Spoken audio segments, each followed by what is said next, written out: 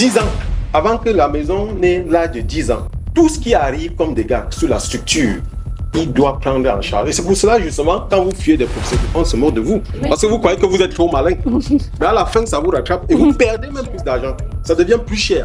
C'est pour ça qu'au départ, bêta, vous confiez à quelqu'un. Lorsque vous avez votre projet de construction, il faut toujours se faire accompagner.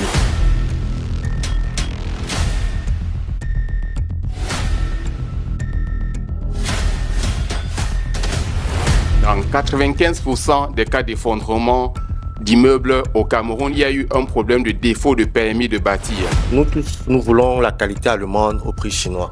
Mais nous savons très bien que le moins cher est cher. Parce que vos moyens ne permettent pas de mettre par exemple 50 millions dans les fondations, dans une zone marécageuse. Pourquoi tu veux les carreaux à Douala sur tout l'immeuble? Pourquoi vous voulez le faire? Et à la fin, vous allez vous rendre compte que peut-être vous n'avez même pas besoin de cela. Qui ne respecte pas les normes peut également être un facteur de destruction d'un immeuble.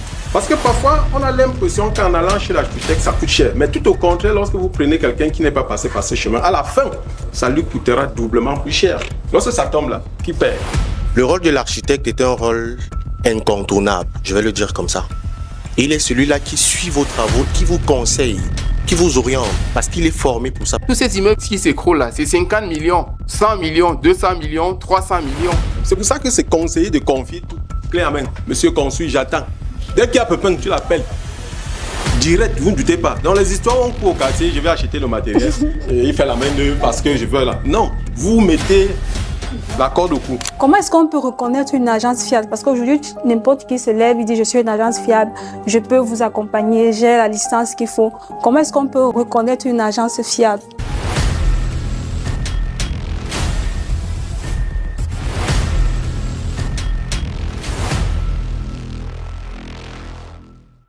Chaque année, notre pays enregistre de nombreux effondrements de terrain ayant des conséquences. Le plus récent, en 2023, avec 33 personnes blessées. Si les bilans matériels et humains sont souvent établis, les enquêtes censées faire la lumière sur les causes restent rares et cette rareté freine toute tentative de prévention durable. Ce soir, nous aurons l'occasion de croiser des experts, pas des moindres, mais des personnes expérimentées. Ensemble, nous allons développer des différences techniques, réglementaires qui mènent à de tels drames. Mais surtout, d'ailleurs le plus important, nous allons essayer de comprendre, réfléchir aux actions concrètes à mettre en œuvre pour pouvoir garantir la sécurité des constructions, des immeubles et également des personnes. Je suis Saint-Tiche Kamdem, je serai votre modératrice de ce soir. Je m'en vais de ce pas vous présenter nos experts avec des expériences diverses qui nous permettront d'atteindre notre objectif. Nous avons Monsieur Olivier Mouyébé, qui est ingénieur de conception en génie civil et urbanisme.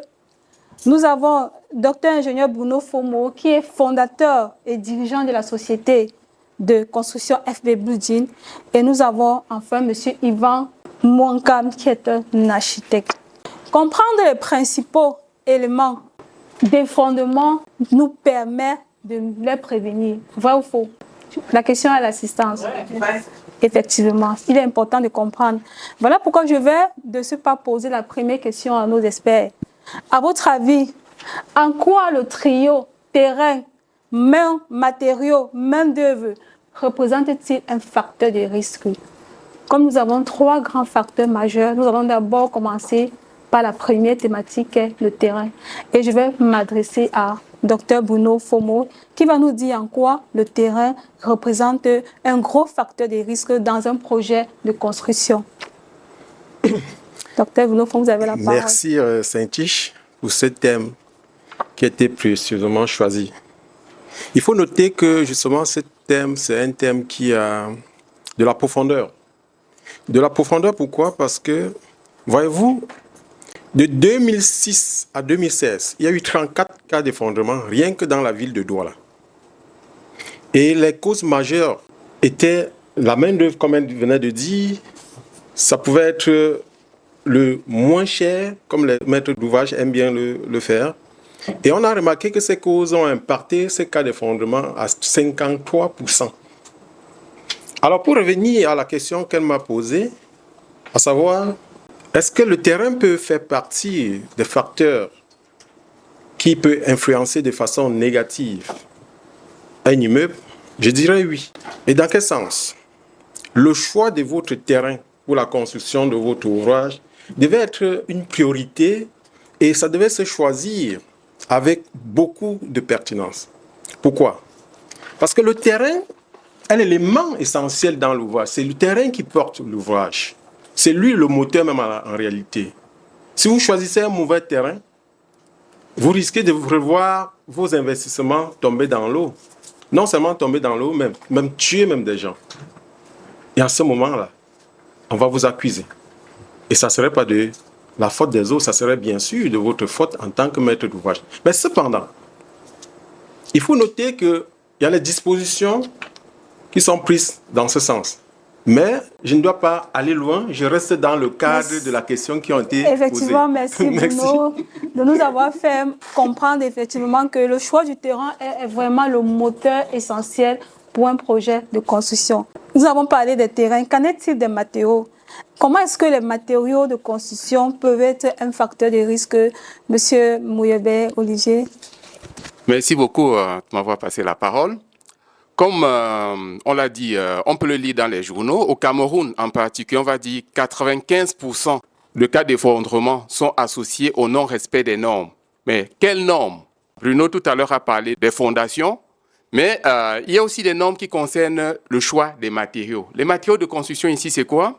Ils sont assez variés. On va parler de la terre même, on va parler du sable, du ciment, des granulats, des agrégats tels que le gravier, est-ce qu'on a choisi le 5-15, le 15-25, etc., etc. Ils doivent être choisis proprement et dans les bons dosages. C'est pour ça qu'on va parler de la qualité et de la quantité des matériaux qui sont mis en œuvre dans la construction. Parlons de la qualité. Quand vous choisissez des aciers, par exemple, on s'est rendu compte des fois, on se retrouve avec des aciers qui ne respectent pas les normes du tout.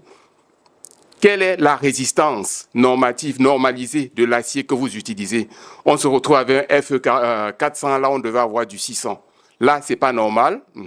Donc, c'est un élément très important dans la mise en œuvre des constructions. Tous les calculs peuvent être faits correctement, mais si on ne choisit pas les matériaux qui vont avec les calculs, alors on se retrouve avec les risques de désordre structurel qui vont mener inlassablement à des effondrements d'immeubles qu'on en voit des fois ici dans la ville. Ok, en fait, ça nous comprenons par là qu'il est important de choisir les matériaux qui sont adaptés au projet de construction. Parce qu'un matériel qui n'est pas choisi de manière, qui ne respecte pas les normes peut également être un facteur de destruction d'un immeuble. Qu'en est-il de la main-d'œuvre? Si on tient compte du terrain, si on tient compte des matériaux et la main-d'œuvre, les personnes qui sont chargées de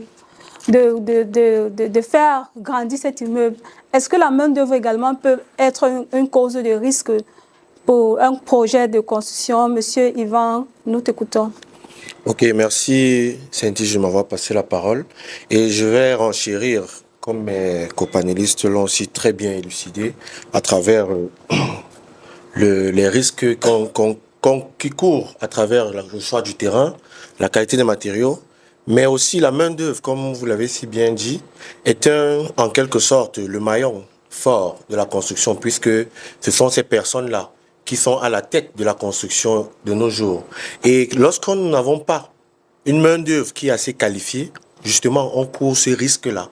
On peut avoir un bon terrain, on peut avoir des matériaux de qualité, mais si on n'a pas une main-d'œuvre qui est formée pour suivre les normes, comme l'a si bien dit notre copanéiste, si on n'a pas cette main-d'œuvre-là qui est bien formée, on ne pourra pas avoir un ouvrage qui tient dans le temps et on ne pourra pas avoir un ouvrage assez solide. Donc, en quelque sorte, le bâtiment ou bien l'ouvrage en lui-même devient un ouvrage à risque.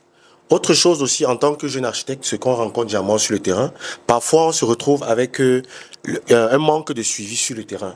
Ainsi, présenter les causes. Nous avons vu qu'il est important de présenter les causes afin de savoir comment prévenir toutes ces éventuelles causes-là. J'aimerais vous demander, chers panélistes, quelles sont donc les étapes et procédures à suivre si nous voulons garantir la sécurité d'un projet de construction? Est-ce qu'il y a des étapes et procédures à suivre? La question est à qui veut la prendre. Dans un premier temps, c'est important de penser au permis de bâtir. Dans 95% des cas d'effondrement d'immeubles au Cameroun, il y a eu un problème de défaut de permis de bâtir. Le permis de bâtir, ce n'est pas seulement le papier qu'on obtient à la mairie, mais c'est toutes les étapes parce que ça donne, à partir du permis de bâtir, on essaie d'avoir toutes les garanties que les étapes préliminaires ont été suivies. Est-ce que le terrain est bien situé? Mon copanéliste qui est architecte, peut-être tout à l'heure, il va nous parler des aspects urbains, les schémas directeurs d'aménagement urbain. Est-ce que la zone est constructible? Est-ce que les études géotechniques étaient nécessaires pour ce bâtiment et est-ce qu'on les a exécutées? Est-ce que les calculs structurels ont été faits proprement? Donc, on devrait se faire accompagner parce que c'est les précautions fondamentales qu'il faut prendre au début. Les gens vont parler évidemment des coûts associés à cela. Les architectes, ça coûte cher. Les ingénieurs, ça coûte cher. Mais repartons sur le terrain. Combien d'immeubles de un niveau, c'est-à-dire les bâtiments de un niveau, se sont effondrés? Pas beaucoup. Là, des fois, c'est un mur qui s'effondre et on dit c'est la chance. Mais tous ces immeubles qui s'écroulent là, c'est 50 millions, 100 millions, 200 millions, 300 millions, des fois. Et quand vous mettez en rapport le coût de la construction, le risque de perte avec le coût associé à la main-d'œuvre, c'est-à-dire pas la main-d'œuvre, mais l'expertise, c'est très faible. Donc, je vais m'arrêter là-bas à ce niveau pour le moment et on va revenir sur certains points tout à l'heure pour encore mieux les développer. Merci Olivier. J'ai noté une phrase très pertinente. Tu disais qu'on devait se faire accompagner. Comment est-ce qu'on peut reconnaître une agence fiable? Parce qu'aujourd'hui, n'importe qui se lève, il dit « je suis une agence fiable, je peux vous accompagner, j'ai la licence qu'il faut ». Comment est-ce qu'on peut reconnaître une agence fiable dans l'accompagnement dont tu as fait mention? Ok, merci beaucoup. Je vais prendre deux aspects ici. Pourquoi? Parce qu'en fait, on ne va pas négliger notre sociologie. C'est-à-dire, dans notre environnement, suivant les catégories socio-professionnelles, chacun a son niveau de revenu, chacun a un niveau d'investissement qu'il peut faire. On ne peut pas se voiler la face et dire « allez toucher les architectes ». Mais en réalité, on doit toujours se faire accompagner. Premièrement, pas des architectes lorsqu'on a un projet conséquent. Et même les projets avec un peu moins d'envergure. Il y a des ingénieurs qui vont intervenir à un autre niveau. Et ce point-là, je pense que je vais peut-être laisser la parole au copanéliste et à Yvan, parce que justement, il peut développer cela avec plus de détails. Ou bien... Je voudrais rebondir là. Permettez. Il faut comprendre que la construction, ce n'est pas un métier, ce n'est pas uniquement un métier, c'est de l'art, la construction. Elle a posé une question de savoir quelles sont les étapes qu'on pourrait, n'est-ce pas, suivre pour éviter d'arriver dans une situation désagréable. Je crois que c'est ça là. Et là, j'ai apprécié un aspect de votre réponse, c'est-à-dire l'accompagnement. C'est l'élément essentiel. Il faut se faire accompagner dans toutes les étapes. Mais avant de se faire accompagner, il faut noter que les étapes principales à suivre, il faut d'abord commencer par un terrain. Il faut commencer par un terrain. Et lorsque vous avez un terrain, d'ailleurs même, lorsque je dis commencez par le choix du quartier dont vous voulez vivre, d'abord. Et dans le quartier, vous faites le choix du terrain qui correspond ou qui correspondra à vos moyens. Parce que certains terrains sont destinés à ceux qui ont plus de moyens. Parce que lorsque vous n'avez pas, je prends un exemple, lorsque vous n'avez pas de moyens, vous achetez un terrain marécageux. Et vous voulez mettre vos petits moyens pour pouvoir réaliser. Il y a de fortes chances que vous n'arriviez pas à construire quelque chose de durable parce que vos moyens ne permettent pas de mettre, par exemple, 50 millions dans les fondations, dans une zone marécageuse. Donc, en fait, pour garantir la sécurité d'un projet de construction, il faut tenir compte des moyens et Non, avant d'acheter votre terrain, il faut même tenir compte de votre moyen d'investissement, de votre capacité à investir. Donc, le terrain. Après le terrain, vous faites un projet. Je suis pas très d'accord avec lui de dire, OK, la sociologie ne permet pas que tout le monde puisse aller chez l'architecte. Non, tout le monde devait aller chez l'architecte. Parce que chez l'architecte, il doit s'arranger à satisfaire tout le monde. Les 5 doigts ne sont pas le même, même eux-mêmes ils savent. C'est pour cela qu'ils sont là. Mais si on se dit, bon, on ne doit pas aller chez l'architecte, comment est-ce qu'on va faire pour savoir celui qui ne va pas chez l'architecte et celui qui ne doit? Non, le conseil que je peux vous donner, c'est tout le monde chez l'architecte. D'accord. Oui, c'est la première des choses. Il ne faut pas qu'on se leurre. Parce que parfois, on a l'impression qu'en allant chez l'architecte, ça coûte cher. Mais tout au contraire, lorsque vous prenez quelqu'un qui n'est pas passé par ce chemin, à la fin, ça lui coûtera doublement plus cher. Lorsque ça tombe là, qui paie? C'est l'architecte ou pas? Lorsque ça tombe, la personne qui était derrière, lorsque vous l'amenez même devant, on le regarde, on dit que, mais attends, vous l'amenez, toi-même tu étais où? Ton cerveau était où pour prendre quelqu'un? En fait, on comprend qu'il faut tenir compte de l'architecte. Il faut tenir compte de l'architecte pour votre plan. Lorsque vous avez fait les plans, en ce moment-là, vous pouvez faire un budget et faire l'étude du sol. Il faut maintenant savoir si votre sol a cette capacité de porter l'immeuble dont l'architecte a fait. Et c'est à partir de là qu'on fait les études structurales. Merci Bruno pour cette intervention. Donc, vous dit, même si elle a écouté, les étapes sont un peu longues. Nous en reviendrons un peu plus tard. Yvan, tu as quelque chose à dire concernant... Oui, je vais commencer par une petite citation qu'un chaperon m'a très bien dit un jour, c'est « Nous tous, nous voulons la qualité allemande au prix chinois ». Ça veut dire quoi? On sait très bien la rigueur ou bien la qualité des travaux des Allemands, que ce soit en termes de matériaux et tout, mais nous voulons le prix chinois, ça veut dire le moins cher. Mais nous savons très bien que le moins cher est cher. Donc, c'était juste pour rebondir en disant que le rôle de l'architecte est un rôle incontournable, je vais le dire comme ça. Incontournable, pourquoi? Parce que l'architecte est celui-là avant tout qui est là, en quelque sorte, au début de votre projet, même quand vous n'avez pas encore pensé, même quand vous n'avez pas encore le terrain. Et il est celui-là qui suit vos travaux, qui vous conseille, qui vous oriente, parce qu'il est formé pour ça, parce qu'un architecte, avant d'être architecte, on passe par une école, on a suivi une formation, et après on prête serment. Et prêter serment veut dire qu'on s'engage à prendre un projet du début jusqu'à la fin. Ça veut dire que si vous n'avez même pas encore le choix de votre terrain, il est là, vous pouvez vous orienter vers un architecte et vous vous posez votre problème. J'ai envie de construire. Il va vous demander, vous avez combien? Est-ce que vous avez déjà une zone? Vous pouvez poser à l'architecte. Donc, dans tous les cas, l'architecte est celui-là qui prend votre projet en main du début à la fin. Donc, il est, comme mon compagnon l'a si très bien dit, l'architecte est incontournable dans un projet de construction. Pour assurer votre construction, il est indispensable ou il est nécessaire de se rapprocher ou de se rattacher les services d'un architecte. L'architecte n'est pas du tout cher. Ok, en fait, l'architecte n'est pas du tout cher, ce qu'on retient. Il est important de se tourner vers l'architecte. Bon, de manière pratique, supposons que moi, Cynthia, je veux construire une maison. Je veux lancer mon projet de construction. Concrètement, de manière pratique, qu'est-ce que je fais? Vous vous rattachez les services d'un architecte. Simplement. D'abord. Au début et ensuite. Oui, ça c'est clair. L'architecte c'est le guide. Parce que comme il a dit tout à l'heure, quand vous arrivez chez un architecte, un bon architecte, la première chose qu'il va faire sera de vous écouter. De vous écouter. Et comme il a dit, ils sont formés pour. Voilà. Ils vous écoutent. Qu'est-ce que vous voulez faire? De combien vous disposez? Ils vous orientent pour savoir si vous voulez vraiment faire ce que vous voulez faire.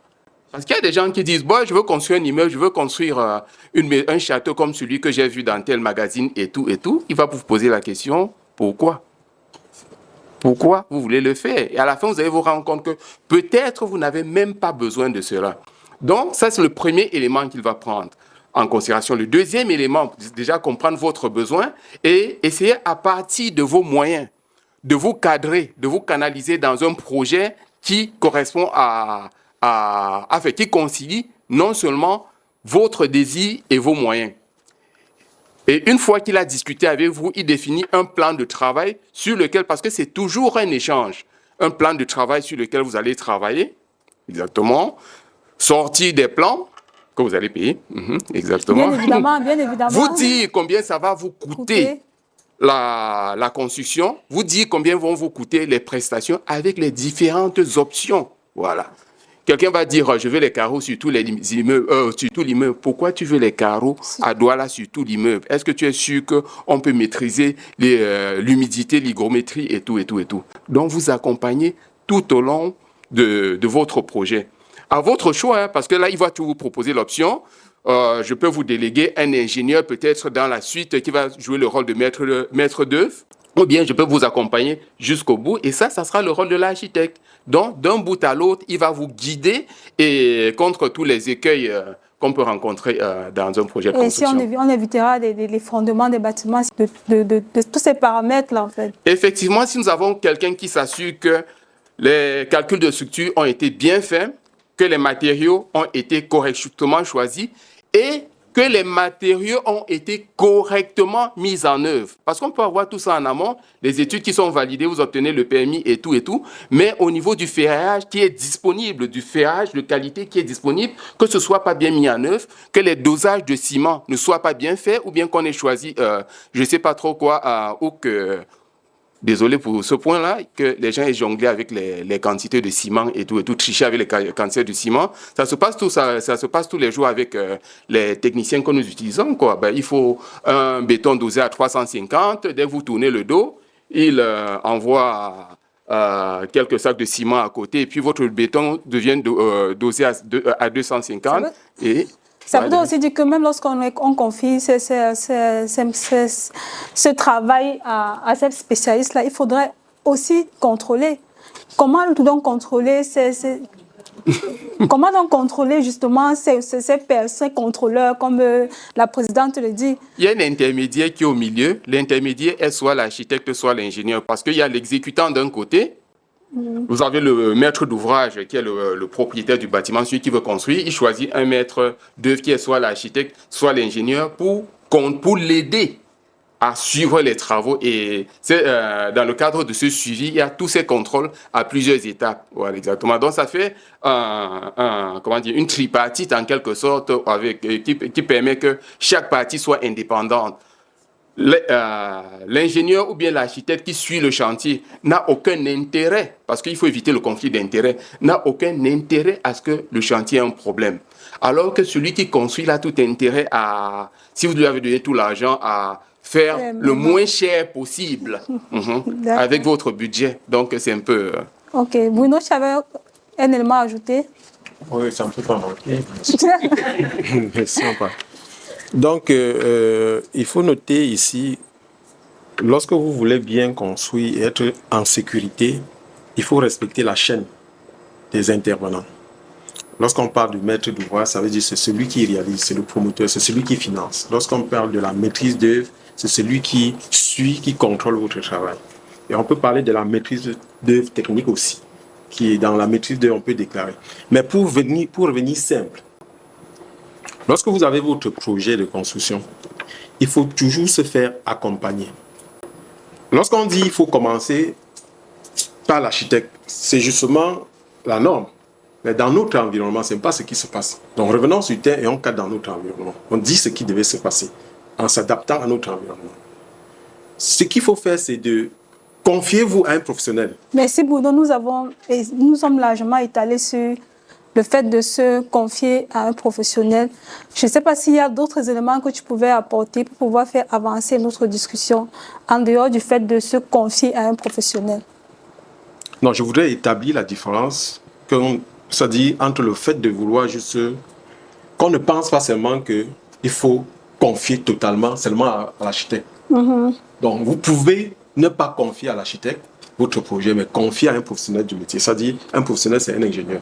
Un professionnel honnête qui a des valeurs à défendre va vous dire « Ok, je vous oriente chez tel. Parce qu'il y a des gens qui ne savent pas qui est l'architecte. Bien évidemment. Dans son environnement, il ne découvre que l'ingénieur. Donc, premièrement, il faut aller vers lui et savoir que si c'est un professionnel. Ne pas confondre le professionnel avec le maçon du quartier. C'est là où je voulais établir la différence. D'accord. Voilà. Donc, il ne faut pas confondre les personnes qui ont l'expérience avec celles qui n'en ont pas. L'expertise par l'expérience. Merci Bruno. Tu as autre chose à ajouter? Non, ça va. Ok. Yvan, c'est bon. Pour moi, c'est bon. Je pense que... Ok. Merci à tous pour votre attention. J'aimerais également demander à l'assistance si vous avez des questions. Oui. Merci pour la parole. Je pense que c'est un sujet qui nous touche tous, de près et de loin. 2 questions simples. C'est quoi la différence dans vos corps de métier entre l'architecte et l'ingénieur? Parce que tout le monde a un cousin ingénieur. Il y a une autre expression, entrepreneur. On entend cette expression. C'est quoi un entrepreneur? C'est quoi un ingénieur? Pourquoi parfois l'architecte va de bout en bout? Pourquoi l'ingénieur? Donc, si vous pouvez nous dire clairement de quoi est-ce qu'il s'agit. Ça, c'est de 2, plus techniquement sur la question des effondrements. Est-ce qu'avec, pardonnez, nous sommes des profanes, vous êtes des experts, les conditions atmosphériques, les conditions climatiques de Douala, que pensez-vous de la construction en matériaux tels que les briques de terre compressées ou cuites, tout ce qui est terre, qui n'est pas ciment comme on connaît? Que pensez-vous de ça dans le contexte de la ville? Oui, je vais vous donner une définition, pas théorique, ça dit clair, pratique sur le terrain. En fait, un entrepreneur, même vous-même, vous pouvez être entrepreneur dans le BTP. C'est un commerçant. Il faut nous le dire de façon claire, c'est un commerçant. Il n'a pas besoin d'avoir des études en génie civil et autres. Un architecte, c'est lui qui élabore et conçoit votre plan. L'ingénieur, c'est celui qui garantit la solidité de votre ouvrage. Vous dites de façon claire, l'architecte est là pour la forme et l'esthétique. Ça, c'est son rôle premier. Il pourra ajouter. Donc, voilà la différence très, très claire. On ne veut pas rentrer dans la définition théorique de l'école et autres. Bon, maintenant, la deuxième question, c'était, ça rentrait dans un cadre écologique. Personnellement, je suis en train de prôner pour les matériaux écologiques, surtout dans la ville de Douala, au regard de l'environnement et de l'aspect atmosphérique. La chaleur, je prône pour la construction en terre. Mais il y a les dispositions à prendre pour pouvoir faire, par exemple, des fondations dans une zone presque humide. Bon, il faut avoir de la technique. Il faut qu'il y ait des gens qui ont cette expertise pour pouvoir réaliser. Ce n'est pas tout le monde qui pourra le faire. Et c'est pour ça que vous allez regarder dans notre environnement que ce domaine ne prospère pas trop. Parce qu'il faut l'expertise. Voilà. Donc, personnellement, je le fais. Même en immeuble. Voilà. Donc, j'apprécie, c'est une très bonne question parce que ça rentre dans le cadre. Je suis en train de promouvoir l'utilisation de ces matériaux pour diminuer le coût énergétique dans les maisons. Voilà. D'accord. Quelqu'un d'autre, je ne sais pas si quelqu'un... Quelqu'un d'autre a une autre question? Oui, Marie? Ah, il veut réagir. Ah, d'accord. Désolée, je n'ai pas... Bon, juste pour enchérir à ce qu'il a dit, la différence déjà par rapport à la première question entre l'architecte, l'ingénieur et l'entrepreneur. L'entrepreneur également, c'est un commerçant. Je vais dire ça comme ça. Parce que c'est celui qui va dehors, il gagne des marchés et puis il vient déléguer. Il a comme sa structure et puis il gagne des marchés, il vient déléguer aux différents corps d'État. L'architecte, c'est celui qui conçoit. Il est dans la conception. Il est celui qui permet de faire au client rêver. Ça veut dire qu'il va dans la tête du client, il retire ce qu'il a dans sa tête, parce qu'il a eu un échange sociologique, psychologique et tout, et le fait matérialiser sur des plans. Maintenant, l'ingénieur à son niveau, lui, il garantit justement la faisabilité du projet de l'architecte, en quelque sorte.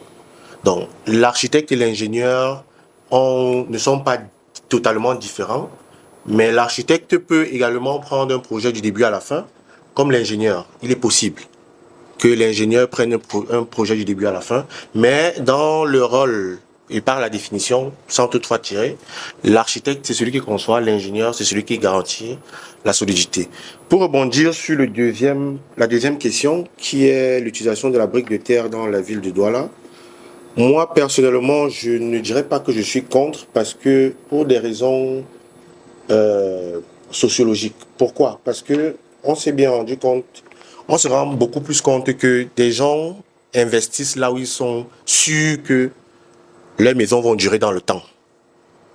C'est-à-dire, on va difficilement voir des gens construire en briques de terre Peut-être pourquoi? Parce qu'ils n'ont pas régulièrement l'opportunité de voir et de se dire, OK, ça dure dans le temps. Un peu comme le matériau bois, par exemple. Pourtant, le matériau bois dure dans le temps lorsqu'il est bien traité. Comme il a dit, il faut l'expertise. Donc, c'était juste ça que je voulais ajouter par rapport à la question. D'accord, merci. Merci. Oui, Marie-Asta. Merci pour avoir donné la parole. Je voudrais savoir en quelques mots la différence entre l'architecte qui est un expert et l'architecte d'intérieur qui, par moment, me semble aussi être un architecte qui est plein, pas forcément en matière de décoration, mais dans certains points bien précis. Déjà, je voudrais rajouter à votre question en disant qu'il n'y a pas que l'architecte et l'architecte d'intérieur.